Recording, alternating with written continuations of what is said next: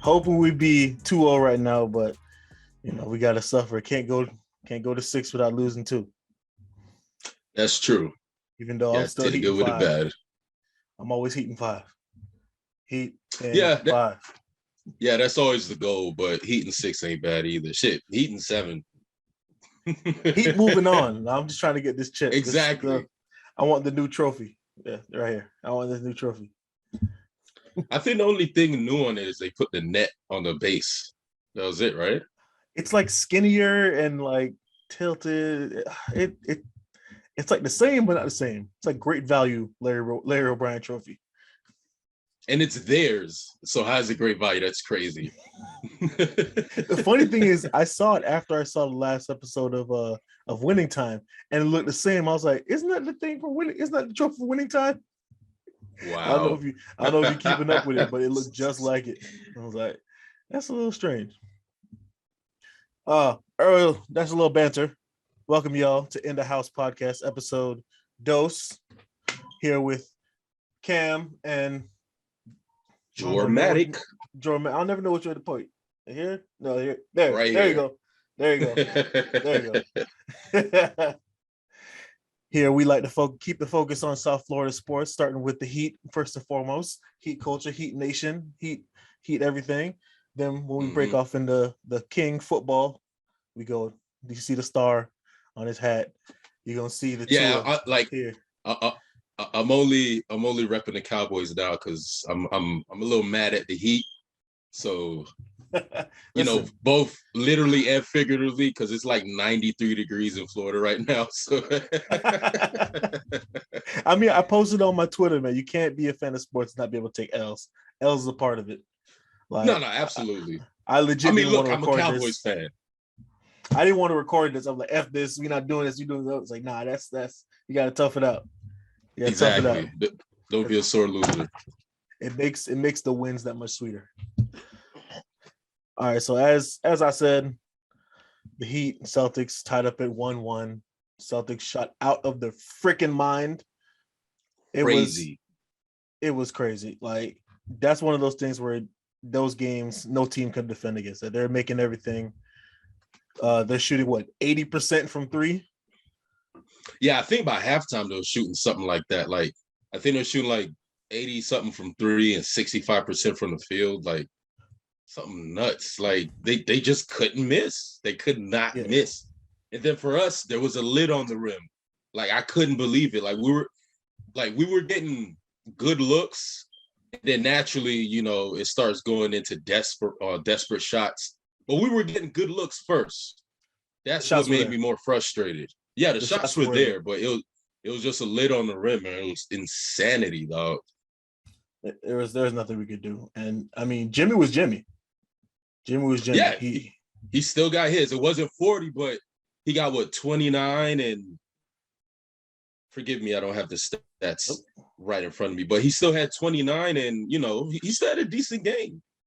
But the part that made me upset, like, there's one point in the first quarter where they had 3 wide open looks, and it was Strus. And I was like, he clanked them all. I'm like, oh, this is not good. This is not good. Yeah, that was bad. And then to add salt in the wound, when Marcus Smart broke Strus's ankles, I was like, oh yeah, they have all the momentum. They have all the everything. It was it was over before that, but that was just icing on the cake, man.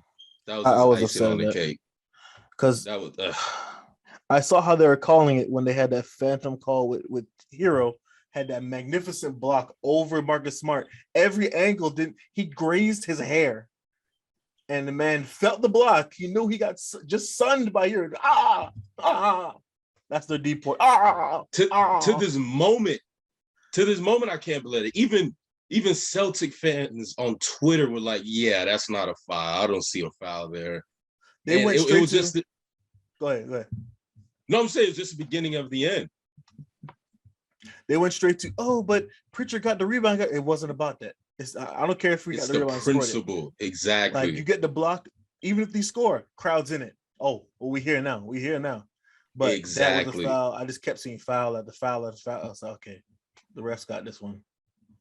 They got this one. And you know, if you complain about the refs when you're down, you're being whatever. Like, no, you're watching the same game I'm watching. Like, you know, that wasn't a foul. Like, if we were getting the same calls, that's fine. Like, if it's going both ends, what I want to do, they're calling it both ways, but it wasn't. Yeah, exactly. Exactly. When we were down, then PJ went down. That's when I was like, oh, okay. Yeah, it's over. Yeah, we can't. It's not without toughness of PJ. But yeah, even with that, Herro and Bam got to step up. They got to step up. Definitely. It's their time. Definitely. Yeah, Bam disappointed me. He had the same amount of rebounds as Marcus Smart, if I'm not mistaken. Marcus Smart had 9 rebounds and Bam had 9 rebounds. And it's not that he had 6 points, it's that he only took 6 shots. He was 3 for 6. Anytime I see Jaylen Brown down in the post defending Bam, I jump out of my seat. I'm like, put an elbow in him, put him on a poster or something, back him down. It's Jaylen Brown. Like, I don't understand why Bam is so timid. There is no defender that can stay in front of him. He was getting by both Williams, Grant Williams and Rowe. He was getting by both of them. He was getting by. He can get by all of them, and he doesn't. Yeah, I don't know why he's so timid, man. It's that last step, where you feel free, because he does feel locked into the game plan, because there's a game plan. That's why he does a dribble handoff. He's not facing a bad. Okay, that's fair. Exposed game plan. He gets locked in, but at some point, bro, take the keys. Don't wait for Spo to give you keys. Take the keys. We know you can. We all know you can do it. Yeah, Spo, you know you can do it. He'll treat you accordingly. The way he calls defense for Jimmy. There's the Heat rules, then there's Jimmy rules. if they see you succeeding, he's like, all right, go. Yeah, they'll give you the green light. Absolutely. Like one great example is the in the bubble where he blocked Jason Tatum that game. Mm-hmm. He had a triple-double. He had like 30-some points and double-digit rebounds. Like, where's that Bam at? Like, and that's another frustrating part, is that we know he can do it. We know he's capable of it. He's not a scrub in any capacity. Not at all. Every analyst says it. Like, you're Bam Adebayo. You're not some scrub. You can drop 25 and 13. You can do that. Yes, exactly. He just needs to stop being timid, man. I don't know. You know what it is? I don't know. Something's holding him back, because I saw it coming, and then he hurt his hand, and then when he came back, his hand wasn't normal. You know, when he missed the middle of the season for the thumb surgery. I thought you talking about new injury. And he was like so after that. But then when Kyle was in, there was points where Kyle says, "Go, you hit back up." It's like, no, you go. And yeah, he would force in his hand and back up and say, "No, give him space." He'd move everybody to give him space. With Jimmy's kind of locked into what he's doing. He'll hand it off and then move to his spot. And Bam's like, okay, he focuses on the team. But Kyle's like a real point guard. He said, "No, you go. I don't want it back. You take it." There's plenty of times where he did that, where they're starting to get it. That's where they miss Kyle Lowry. That pure point guard. And they said he's warming up tonight with the intent to play, him and PJ Tucker. Honestly, even during. Go ahead. No, I'm saying even during PJ's like media time, he was getting a little treatment on his thigh. I forgot what it's called with the pads. So hopefully that can do something. Like, I don't need Kyle Lowry to come in and drop 20 points. I need a facilitator. I need exactly what you just said. Yeah. Go. Yeah, the go. Give him the go. The go, exactly. And I think he could do better in this one. I trust him more in this series, because the last 2 series you have a Trae Young who's really shifty, and a what's the old boy Maxey who's really quick. That's going to test those hamstrings. But Marcus Smart doesn't have that Maxey type quickness, and we all know Peyton Pritchard ain't fast. Like the speed isn't necessary. We need Ah, Peyton he's Pritchard. quick. No, He's quick. no, Peyton, you can't nah, give him not a thing. quickness either. Nah, not even that. Not even that. Wow. He's not Okay. quick. I thought He's at least he was quick. No. He's Of course. Yeah. he's Deladova. You gonna call Deladova quick? No. Deladova was slow. That's different. To me, like from the eye test, Peyton Pritchard looks quicker than Deladova. Not as fast as obviously Trey Young and Maxey, but I wouldn't call him slow. He's smaller. He owes his whole career to Herro, so he needs to calm down. The only reason why he got drafted because he was a Tyler Herro comp. That's the only reason why he got drafted. I didn't know that. That was his comp. He was a short arm 3-point shooter from Oregon. He's he's kind of like Tyler Herro. And the Seas were all over that. The Seas wanted Tyler Herro when he was coming up. Yeah, that I didn't know. Yeah, and they had Strus at one point. Mm-hmm. That was his comp. So he's one of those guys. I'm sorry. I can't wait for his downfall. I'm praying on it.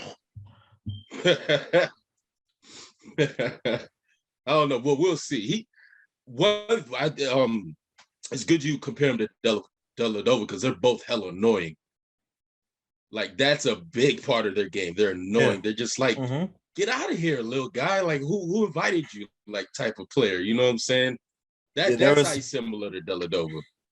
And it's just frustrating. In the first quarter, Herro always has those bad turnovers. He gets one of them.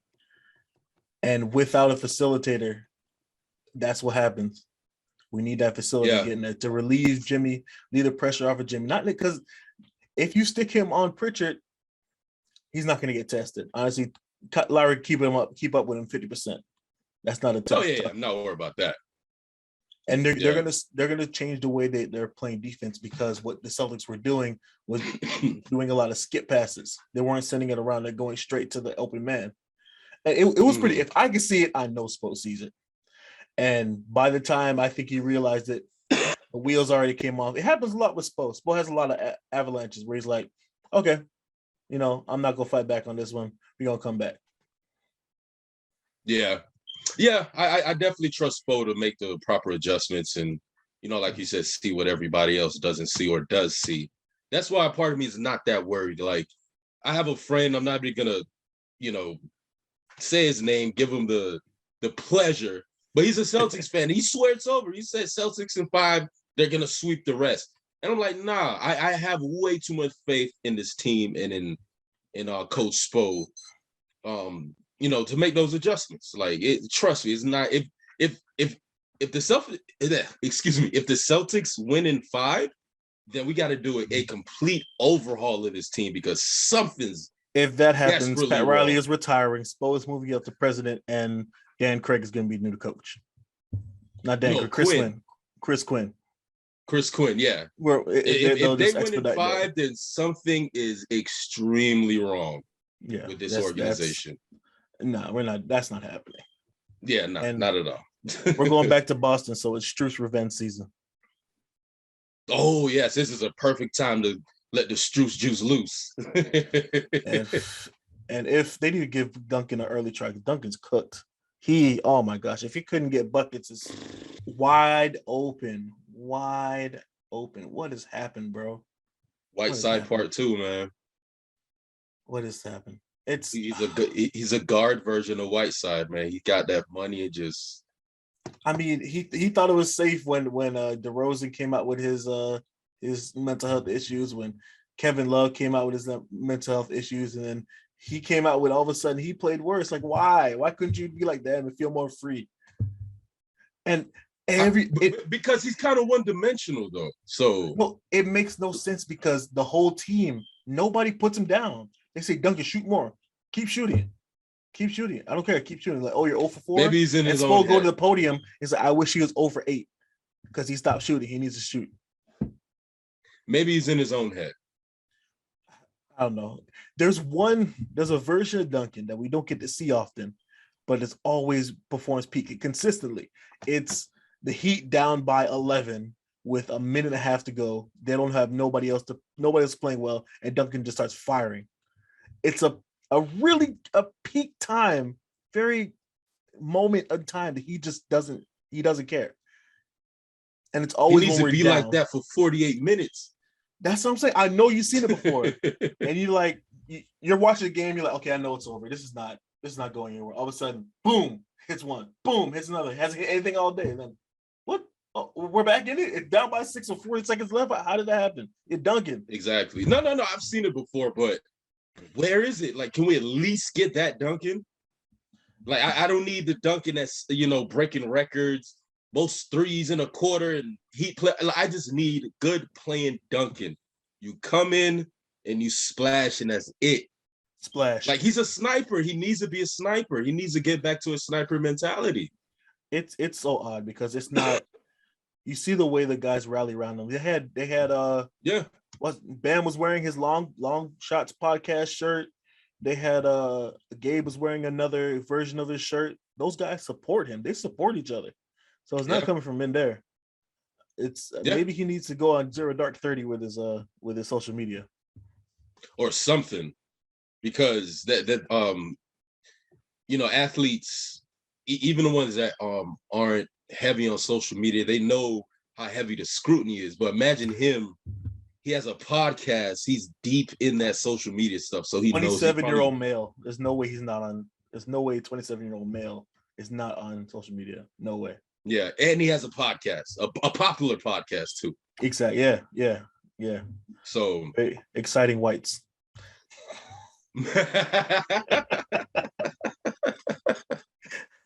Last point on this on the basketball tip. They named the all defensive teams.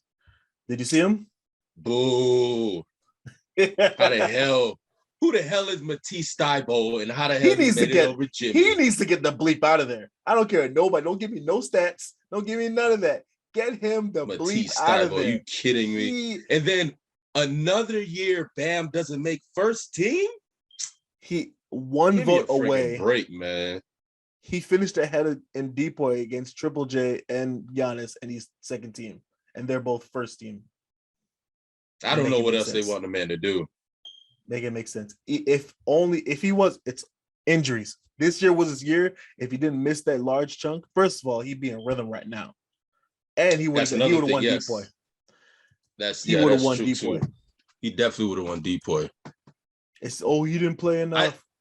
And I still feel like Marcus Smart is a fraudulent Depoy. Maybe because I hate the Celtics, and I'm a bit biased, but I don't care. He's a big fraudulent Depoy. Bro, it's flopping. Like, how you gonna win on flopping? That's your sales flopping. Yeah. But we'll see. We got to shut him up tonight, man. We have to. I'm looking at it, and Matisse Thybulle is out of place, bro. I don't care how good the defense is. So out of place. He's They just showed that stat that we spoke about in the last episode about Jimmy's personal fouls to steals. That alone should have him. Like, are you kidding me?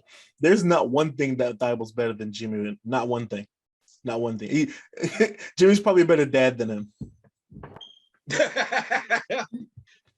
Jimmy even has an easier name to pronounce. Exactly. But Matisse Thybulle, he's giving me big Andre Robertson vibes. I don't know if you remember him. Yeah, I remember him. I ain't gonna lie. I used to get Andre Roberson next. Remember, there's no T in his name. I used to get Roberson. Roberson. I used to get him mixed up with Cephalosha. He reminds me a lot of Cephalosha. Yeah, Cephalosha. Tombo Cephalosha. He took a shot to the leg. Oh my gosh. Yeah, man. Yeah, that's one of the only gangster niggas in the league ever. Tombo Cephalosha. He literally took a shot. Well, if you want to count Thybulle's defense against his own team, he's defensive player of the year because he prevents. Yeah, but it's 4-on-5 on offense. He plays strong defense against his own team. That's a damn shame. Oh my goodness. But I mean, he Bam's up there. He got his flower. I don't know what we call it, flowers. He got his flower. He got a little recognition. Jimmy got an all-star. Herro got 6-man. So they get a little bit of shine. It's like the NBA is like, hey, take this and number one seed, take your little your little Yeah, we're not crappy going to back. give you everything. It's similar to All-Star Weekend that year when Bam won skills, Duncan won 3-point, and we were this close. Duncan didn't win. It was Derrick Jones. Sorry. Derrick Jones won a slam dunk. And then Duncan was close to winning 3-point, and then we were this close to having the All-Star MVP. But yeah, but the Heat have had like every single award now. Somebody has been a part of every single award, which I mean, as a MVP, 6-man. Have we had a most improved player? I think we have. I know Mourning won Defense Player of the Year like twice, if I'm not mistaken. 2 or 3 times. Yeah. I was looking at most. MVPs. We have a most improved player of the year. It was Ike Austin. Who? Ike Austin. You remember Ike Austin? I want to be like Ike. You got me with that one. Ooh, that's the 90s classic. Oh, that's why. That was in 97 year. The year we went to the conference final. Oh, yeah, I wasn't into basketball around that time. Actually, that's the second one. We have 2. We have Ronnie Cycli got most improved. Okay, everybody knows Ronnie Cycli. Yeah, we have every single one. We have All-Star Game MVP, Coach of the Year got that. They got Defensive Player, Executive of the Year in 2011 when he got that. Finals MVP got that. 6-Man of the Year. Don't have Rookie of the Year. We don't have Rookie of the Year. Damn, we don't. I mean, personally, once again, maybe because I'm biased, I think Wade should have won it because he took his team to the playoffs. Well, yes, I know it's a regular season award. I think he finished third. I think he finished third that year. No, of course he did. It was LeBron, Melo, than him. Yeah, but Melo should have won Rookie of the Year. If we're being real, Melo should have won. I remember you saying that. The stat that I saw, it was coming up this whole week. Melo's the only rookie to win rookie of the month every single month and not win Rookie of the Year. He won it every month that year. He was a monster. Melo was a monster. Like people, I know he won it every month. Though. I said every year, every month. That year, they're wondering if the Cavs made a mistake. Like maybe they should have drafted Melo. He was a monster that year. No, Melo's one of the greatest shooters, scorers in our game's history. Definitely one of the greatest I've ever seen. Easy, that clears. Definitely clears. Yeah, definitely. Hell yeah. So hopefully tonight, they clean up their probably one. The files are probably gonna be the same way because they're in Boston. But I hope Strus, gets his stuff together, and we get a Kyle and a decent amount of Kyle. Give me 80, 90% Kyle. I think we can do it. You got a prediction? Prediction what? What do you mean prediction? For the game tonight. Like the score? Or like how much like the winner will win by? We've discussed this. Like we can't, will he win? I'm insane with my fandom. I always think the Heat are gonna win every single game. I can't I can't be asked that question. I mean, I would hope so. I'm unreasonable. So. Lose, the Heat have never lost ever. They have every single title, every single one. What are you talking about? They're undefeated, 82-0 every year. I just hope reality lines up with what I have in mind. That's what I feel. For real. That's it. I think we're gonna win by like 5 or 7. 5 or 7? Yeah. That wouldn't be bad. Because I don't see Jason Tatum having 3 straight hot games like that. Marcus Smart is not a consistent scorer. He's consistent everywhere else. Like I say, he's a good defender. Excuse me. And it's about time for Jaylen Brown to have one of those. That's why you're not Jason Tatum games. And some loose Strus juice. Oh, yeah. The Strus revenge. I saw that picture of him signing a contract with Danny Ainge. Ooh, that's a cursed picture. So weird and green. That's a cursed picture. Looks so weird. And with Kyle, knock on wood, if Kyle Lowry actually does start, Strus should be coming off the bench then, if I'm not mistaken, right? Or he still no, start? Gabe. No, I know Gabe's gonna come off the bench, but Strus will start. Oh, so it'll be Strus and Lowry. Okay. Yeah. Because I was thinking if Strus is coming off the bench again, then that's where he's more comfortable. Strus is just comfortable. Strus is just comfortable. Like he just had a bad game. He didn't really show that last game. He was missing, but he didn't stop. He didn't stop till it took him out. True. That is true. He shoot, and he kept shooting. I appreciate that about him. No, so definitely. Let's just switch gears to what you got on your background. I'll put it on my background. Is that your offensive coordinator? That's Darren Bevell. I don't know how to pronounce it. Bevel, I think. Maybe it is Bevel. I could watch Bevel. I'll let you tee it off since you had to start the whole time. So take your star roll about the Cowboys. What's going on with y'all? Once again, not really much news. There is a lot of talk around the Eagles, though, are one of our many division rivals because they just signed James Bradbury to a 1-year deal. They signed AJ Brown. They drafted 2 boys out of Georgia, which that one kind of pissed me off. Like you can't get the D tackle and you can't let them get the D tackle and the middle linebacker from the championship team. That's crazy. That's chemistry. They already have chemistry. That's a big thing for them. However, if you remember the Dream Team. Remember Vince Young and them boys? That's why I'm not worried because the Eagles know how to fuck something up. They'll sign all these people. Oh, it's Dream Team time. And then the plane crashes and everyone cries. Everyone starts blaming the owner and the coach and the Hurts and the Devontae Smiths. I'm not worried about it. I watched because Jalen another Hurts. thing about signing. Sorry, I'm going to cut you off. Another thing about signing all those people is that they have to get in rhythm and they have to have chemistry. This will be their first time playing together. And Jalen Hurts is probably the least accurate quarterback in the division that has Carson Wentz in the division.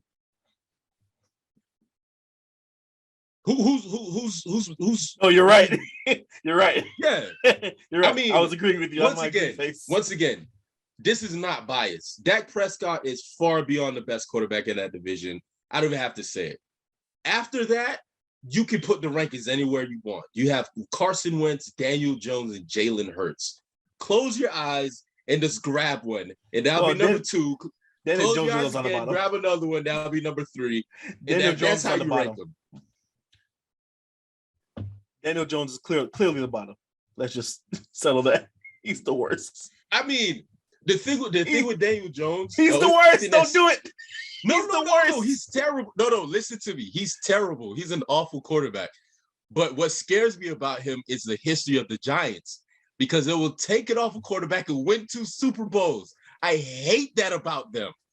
You're right. That's why you can't. That's why you can't hate on Eli Manning. Yeah, he was a first overall pick, but Eli Manning is literally, by the stats, the most average quarterback in NFL history. He has 240 touchdowns and 240 picks. Like he's super average, but he has 2 Super Bowls. I can't take that from him, though.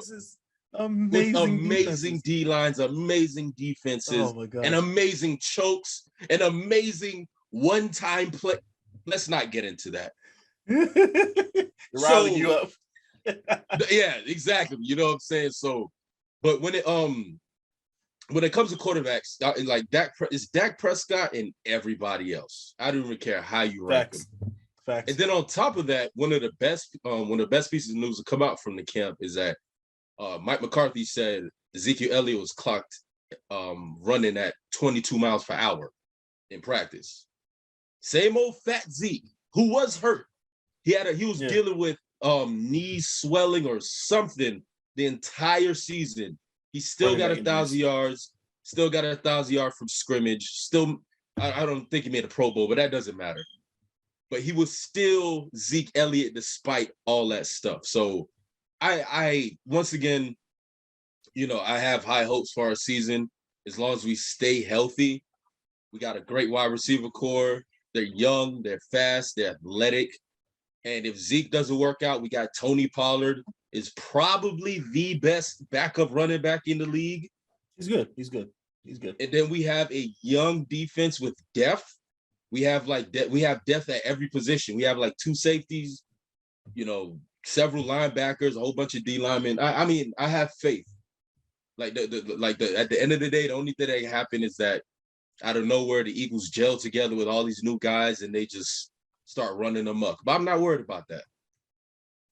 I'm worried about this. Okay. Let's hear about them Dolphins. Ooh, this is the most excited I have been for a Dolphins team in years. And I actually got a response back from Omar Kelly, and he's asked them, like, when's the last time he was excited? He said it was the year before they won the division. He's this excited. Like, he's a Debbie Downer. Our beat writer, he's No. I'm trying to figure out what season he's talking about. The year before he went to the playoff. With with Matt Moore? Yeah, with Hurt Tannehill. I think it was that year. Oh, okay, that year. I'll look it up. But OTAs look crazy. Like Dolphins media got the message, and they're just putting out videos of just strikes to the receivers, and it's getting crazy. Like it's deep ball after deep ball after deep pass. They even showed an old one from last year of Tua throwing a deep ball, but he was, still dealing with the hit, throwing a deep ball to Mr. Jakeem Stonehands Grant. Him actually catching them. Like, when did he? The thing with Jakeem Grant, y'all tried to Ted Ginn. You tried to turn a kick returner into a receiver. You should have just kept him where he was. I saw him in his practice. He was always open in practice, and we have good corners. He could not catch. He could not catch. Saying. Ted Ginn couldn't catch either. They could get open. The one he was making amazing catches in practice too. There was one play against the Bengals where he got free deep, right over the shoulder. It was going to be an 80-yard touchdown to the house. He had 3 steps on the DB, went in his hands and just popped out. I was like, they're going to say Tua's a bad deep throw after this. I was like, oh my gosh. There's so many that's of those. Not on Tua. So many of those. It's so that's many of those. And they have Dolphins implementing a system where they have whoever's the top performer from practice, they get to wear the orange jersey. So you see, it's only one. So you see who's wearing the orange jersey right there. And whoever does, they get to pick the music, and they get a little shine. They had him wearing an orange jersey, and I saw Jalen Phillips wearing our second year DN. He is wearing an orange jersey. That's a cool little thing to there you go, to signify who's excelling. And you see the relationship with his coaches looks a lot different. Now people are going back and look at the footage of the previous practices, and it's like it's not the same. Everybody was stone-faced and it's kind of going through the motions. And the word on the street was the reason why Tua wasn't a captain, because he declined because he didn't want to be in a weekly meeting with Flores. It's so weird. The stuff coming out. And it this is what, the 4th Patriots coach that has flamed out, and it seems like the Patriot way is just being an a-hole. No, it's just on top of being an a-hole, is being old school. Like the whole just you saying that whole picking the music and the jersey and everything. That's not a Belichick thing. It's like we didn't come. He'll say some shit like we didn't come in to have fun. We came in to practice to go win games on Sunday. Like everybody goes to practice to win games on Sunday. Don't give me that bullshit. But you got to have some. You have to cater to this new generation. Yeah. This is not your dad's Dolphins. These are not your dad's Cowboys. These are not your dad's Patriots. You know what I'm saying? You have to cater to this new generation. The talent is there. You just got to bring it out of them. Yeah, 2 things that you brought up talking about catering to the generation. One of the things that Mike McDaniel pointed out, like the new generation, the guys don't have attention span. Like honestly, it's just how things are nowadays. And the talent is better, the attention span is shorter. So what he does, he goes through and trims down all the film to the stuff they need to know. Just to play, I'll just show you this route, and that's it. There's nothing else in the film. You're just focusing on that route. He went through when he did it in San Francisco and cut all the film down to just the stuff you need to know. So every time they get like film, it's all just what they need to know. No extra stuff they don't need to learn. You're not looking at the line. You're looking at what you have to do. What you have to do, boils it down to what you got to do. And what you talk when you I said mean, that makes sense. Zeke was clocked at 22 miles. Just to go back to what you said, was Zeke clocked at 22? They said about 4 people on the Dolphins are clocked at 21. 4 people. No. It's You speed niggas everywhere. got speed. No, you is what's the name your running back Gaskin, or y'all got rid of him? Hell no. He's still there, but I hope he's gone. That arm tackle, bro. This man, I've never seen somebody tackled by arm tackle so many times in my life. It was incredible. He's a small guy. But Maurice Jones-Drew was a small guy too. He was getting tackled by No. tackle. Don't you dare compare him to Maurice Jones-Drew. Maurice Jones-Drew is a bowling ball. That is a once-in-a-lifetime player, bro. The moment when you bring it up, when Duke Johnson came in and he broke an arm tackle, I was like, I haven't seen that all year. It's like, what? That's that UN pedigree. We're not gonna get tackled by no arm tackle. But I think you also have Mostert. Yeah, he's rehabbing. Okay. Hopefully he comes back. That boy is fast. I'm hoping he shows fast up for no reason. I hope he shows because we had Breida. It's like this is our second stint with a San Francisco running back. Matt Breida, wow, yeah, he was fast too. But I'm hoping the scheme set up well, and he has some. Honestly, I don't care about the catching. I don't care about the defense. I know all that. I asked the beat reporter, tweeted him, is the line doing okay? Just tell me how the line is doing. That's it. I don't care about anything else. Just report that the line is doing good, and that's it. If he has a line, it's gonna be lit. I mean, and it's a part of me still laughs at the fact that y'all signed the best left tackle in the league when you have a left-handed quarterback. Like, it just baffles me. Like, all right, that's great. You protected the side he can see. Like, what? Gotta get the best. On that. All right, that's y'all, baby. That ain't me, baby. I think that's a good spot to end it right there. Episode 2 in the books. Thank you for listening all the way through. This has been Cam. That's your boy Jordan. This is Jormatic. To the House. Jormatic, my bad. Jormatic. This is To the House podcast. Peace. Next time. Peace.